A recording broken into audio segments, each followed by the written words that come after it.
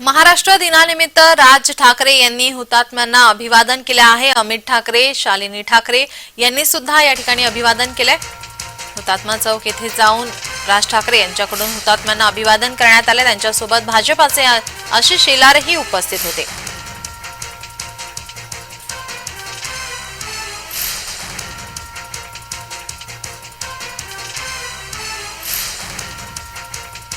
आपल्या प्राणाची आहुती देणाऱ्या हुतात्म्यांना अभिवादन करण्यासाठी राज ठाकरे हुतात्मा चौकामध्ये उपस्थित होते। या ठिकाणी आशिष शेलारही या ठिकाणी उपस्थित होते। त्यांच्याकडून हुतात्म्यांना अभिवादन करण्यात आले।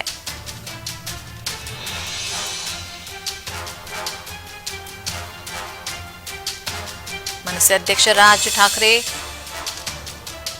आशिष शेलार भाजपाचे नेते, त्यानंतर अमित ठाकरे या ठिकाणी हुतात्म्यांना अभिवादन करताना आपण पाहतोय।